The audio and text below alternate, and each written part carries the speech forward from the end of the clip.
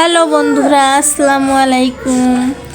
এই কিউট জামাটি বানিয়ে ফেললাম শুধুমাত্র ঘরে থাকা ওড়না দিয়ে।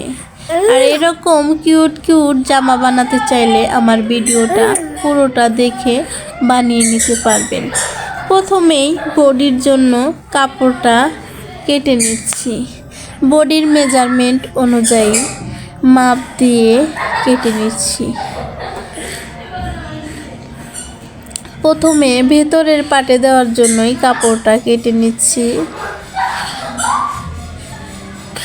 গলার মাপ দিয়ে গলা কেটে নিচ্ছি এবং বডি অনুযায়ী বডিটা কেটে নিচ্ছি।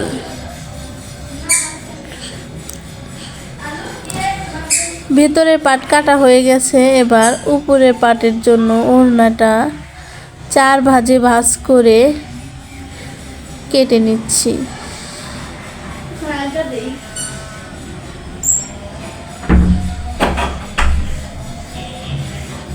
আর নিচের পাটের জন্য তো মাপ দিয়ে শুধু কেটে নিলেই হবে। এরপর সেলাইয়ের কাজ চলছে। এখন আমি হাতের কাজ করার জন্য কিছু ওড়নার টুকরা কেটে নিচ্ছি।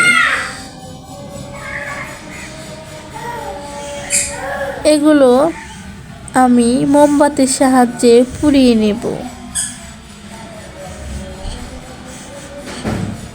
তারপর সুই দিয়ে গেঁথে গেঁথে একটা বড় ফুল বানিয়ে নিচ্ছি। এরকম করে আপনারাও কিন্তু আপনাদের বাচ্চাদের কিউট কিউট ফ্রক বানিয়ে দিতে পারেন। মাশাআল্লাহ, দেখেন কত সুন্দর ফ্রকটি হয়ে গেছে। এরকম কিউট কিউট ফ্রক আপনারা